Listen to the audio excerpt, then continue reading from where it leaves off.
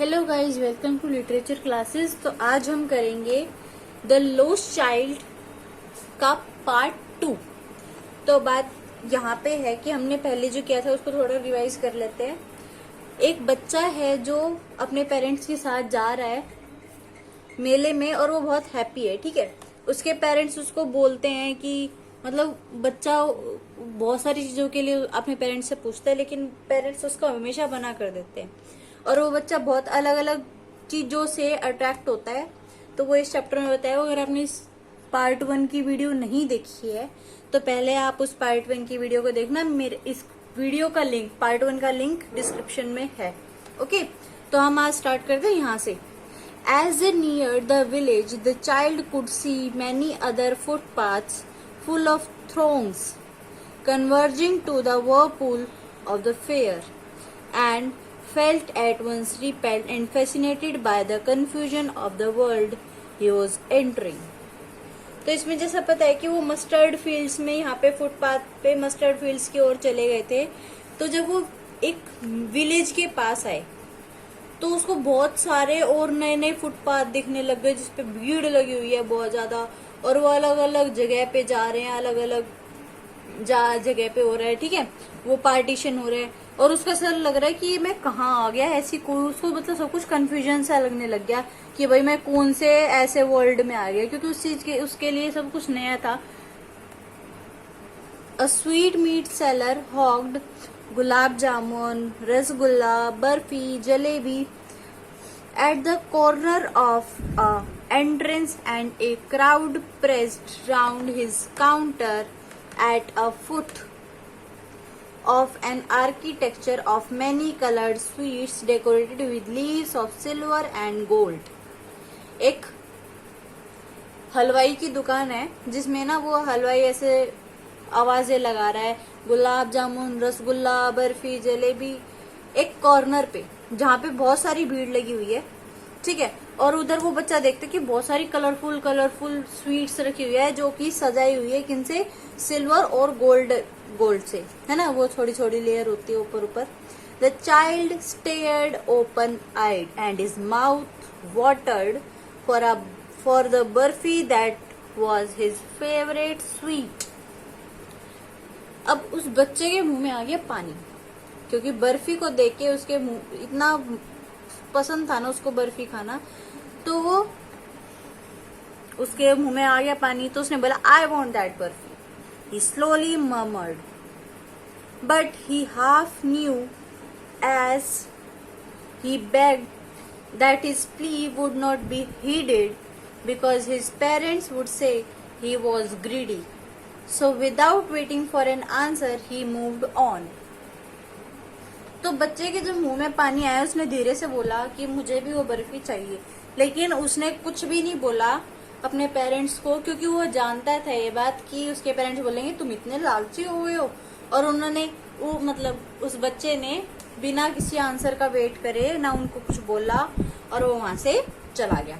Flower seller hawk a garland of gulmohar, child seemed interestingly drawn. He went towards the basket where the flowers lay heaped and half murmured, I want that garland. But he well knew that his parents would refuse to buy him those flowers because they would say that they were cheap. So without waiting for an answer, he moved on. अब जहाँ पे फूलों वाली दुकान पे गए तो गुलदस्ता ले लो, गुलमोहर का गुलदस्ता ले लो, ऐसे चिल्लाने की आवाज आई उस बच्चे को। वो वहां गया और उसने बोला मुझे भी ये गुलदस्ता चाहिए, लेकिन अब वो कैसे ले। उसने धीरे से ये फुसफुसाया तो सही, लेकिन उसको तो ये बात पता थी कि उसके पेरेंट्स फिर बोलेंगे कि तो बहुत सस्ते हैं, इतना भी क्या सस्ता लेना। ठीक है, तो फिर वो बिना किसी आंसर के वेट में और वहां से चला गया। ना तो उसने कुछ कहा किसी को और ना ही कुछ सोचा। A man stood holding a pole with yellow, red, green, purple balloons flying from it. The child was simply carried by the rainbow glory of their silken colors. He was filled with an overwhelming desire to possess them all, but he well knew his parents would never buy him the balloon because they would say he was too old to play with such toys. So he walked on farther. अब balloon वाले की shop पे उसने बहुत सारे रंग बिरंगे, कोई पर्पल, कोई हरा, कोई लाल, ऐसे बहुत सारे उसने कलर्स के बलून देखे। अब वो इतना ज्यादा डिजायर हो गया था ना उसको कि मुझे ये बलून्स चाहिए। लेकिन उसको फिर पता था कि वो अगर अपने पेरेंट्स को बोलेगा तो यही बोलेंगे कि अरे तुम तो इतने बड़े हो गए, अभी भी बलून से खेलोगी क्या। तो फिर वो फिर से वहां से चला जाता है। A snake charmer stood playing a flute to a snake which coiled itself in a basket. एक सांप और बीन वाला, पता नहीं क्या बोलते हैं उसको, मुझे तो पता नहीं है इसमें। अगर आप लोगों को पता है तो कमेंट में बताना। तो वो एक सांप को लिया हुआ है उसने, और वो मतलब बोलता है, वो बीन बजा रहा होता है, और वो जो सांप होता है वो उसकी बास्केट में कॉइल्ड, मतलब ऐसे घूम घूम के उसके अंदर बैठा हुआ है। Its head raised in a graceful bend like the neck of a swan. While the music stole into its invisible ears like the like the gentle rippling of an invisible waterfall. The child went towards the snake charmer, but knowing his parents had forbidden him to hear such coarse music as a snake charmer played, he proceeded farther. तो ऐसा हुआ कि जब वो snake charmer के पास गया तो उसने इतनी अट्रैक्ट हो गया उसकी बीन की आवाज से। उसने उसको देखा कि वो कैसे रिपल मतलब जब वो बीन बजा रहा होता है तो सांप कैसे इधर से उधर ऐसे घूम रहा होता है।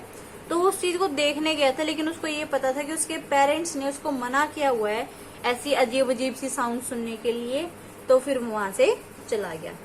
There was a roundabout in full swing.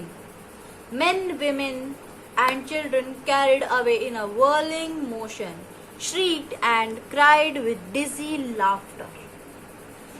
तो अब जो राउंड अबाउट मतलब एक झूला होता है जो गोल गोल होता है, उसपे आदमी, औरत, बच्चे, और वो जब वो घूम रहा है तो उसमें अजीब अजीब सी साउंड्स निकाल रहे हैं, हंस रहे हैं, आवाजें कर रहे हैं। तो वो चीजें बच्चों को बहुत अट्रैक्ट करती है। The child watched them intently and then he made a bold request, I want to go on the roundabout, please father mother. अब उस बच्चे से रुका नहीं गया, उसने अपने पेरेंट्स को बोला कि मुझे उस राउंड अबाउट पे जाना है, मम्मी पापा। There was no reply. He turn to look at his parents. They were not there. Ahead of him, he turned to look. On either side, they were not there. He looked behind. There was no sign of them. अब जैसे उस बच्चे ने बोला कि मुझे उस झूले पे झूलना है तो कोई भी रिप्लाई नहीं आया, तो उसको लगा कि पेरेंट्स तो पीछे ही थे, वो कहाँ चले गए।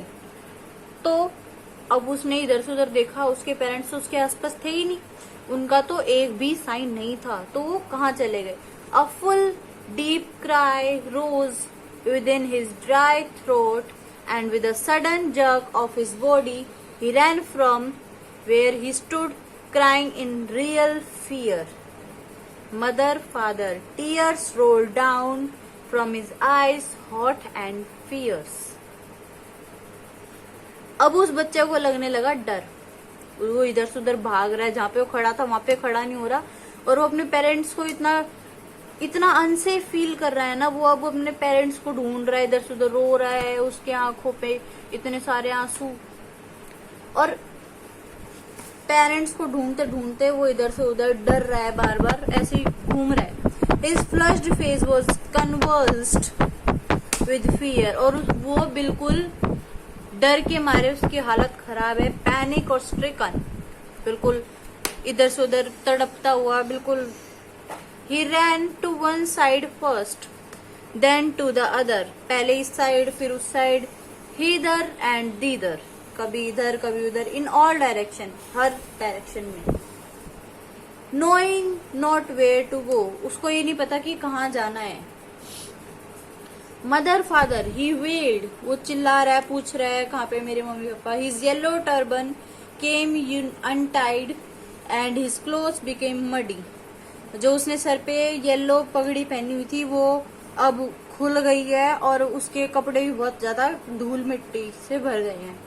Having run to and fro, कभी आगे कभी पीछे, in a rage of running for a while he stood defeated, और फिर अपने आप को वो हारा हुआ पाता है बिल्कुल कि अब तो मुझे मेरे पेरेंट्स मिल ही नहीं। His cries suppressed on to sobs, अब उसका रोना, उसका चिल्लाना अब सुबकियों में कन्वर्ट हो गया है। At little distances on the green grass he could see through out his filmy eyes man and women talking, जहां तक वो देख सकता था औरतें और आदमी बात कर रहे थे।